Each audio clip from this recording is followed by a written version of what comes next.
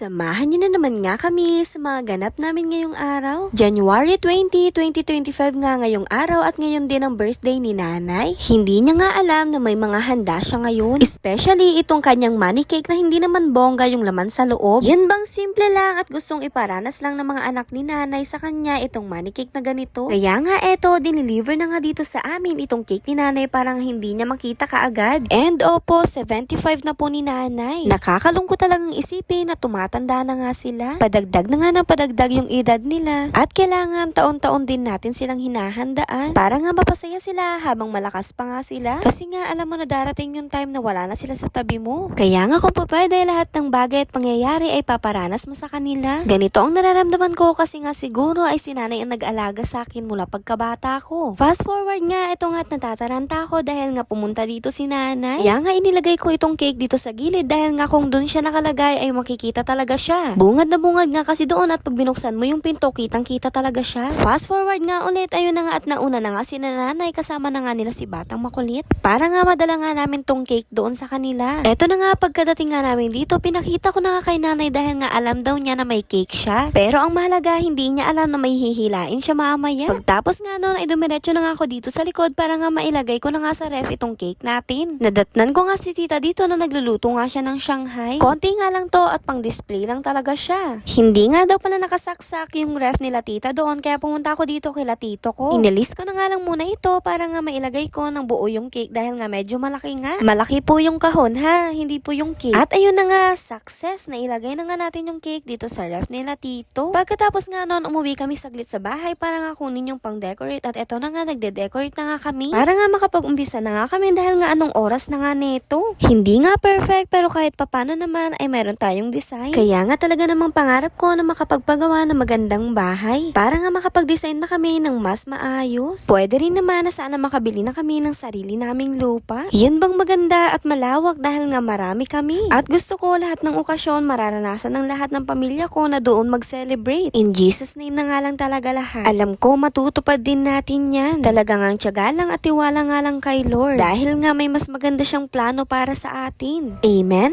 Amen. Anyways, eto na nga at tinabas ko na nga tong cake para nga makapag-umpisa na nga tayo. First time nga lang ni nanay na magkaroon nitong money cake. And thank you Lord sa pag-provide dahil nga kahit walang pera ang pamilya, natuloy ito. At eto na nga, mag-uumpisa na nga tayo. Kinuha ko na nga lang tong upuan namin para nga dito namin papaupuin si nanay. Dahil nga birthday niya, siya ang bida ngayong araw na to. Sabi ko nga sa kanya mag-ipit nga siya at alisin niya itong mga nakasabit sa balikat niya. Para nga maayos naman siyang tignan. Umiiyak nga yan siya dahil nga wala dito yung iba nga niyang mga anak. Pero yung mga wala nga dito, sila yung dahilan kung bakit nga may money cake si nanay. Maluha-luha nga yan bago nga kami mag-umpisa na kantahan siya. Happy birthday to you, Manangan! Happy birthday to you, Manangan! Happy birthday, happy birthday, happy birthday to you, Manangan! Sila nga pala yung mga kasama natin dito na kumakanta at nanonood. Happy birthday to you. Happy birthday, happy birthday to you, Manangan! Happy birthday to you. Happy birthday to you, Manangan! Happy birthday, happy birthday, happy birthday to you, Manangan! Birthday to you. Happy birthday to you, Manangan! Happy birthday, happy birthday, happy birthday to you, Manangan!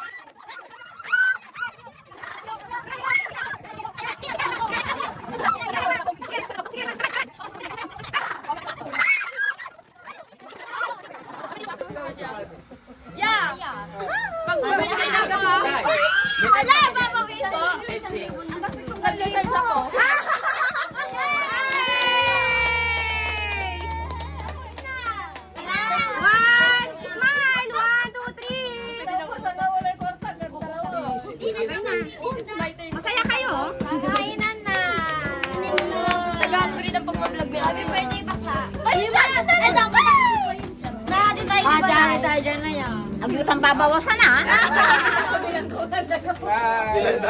Kainan na! Kainan na guys! Kainan na! Marbe, nasaan na yung ano? Sana ko lang yung my birthday. Pag ikaw may birthday, walang ganyan. Pagkatapos nga kumanta, mag-picture at mag-video, eto nga at kakain na nga tayo. Magsisandok na rin po kayo. Kain po tayo. Eto na muna nga lang ang mapapakita ko sa inyo. Dahil nga mas in-enjoy namin yung birthday ni nanay. See you sa next vlog. Ayun lang. Susunod ulit. Bye!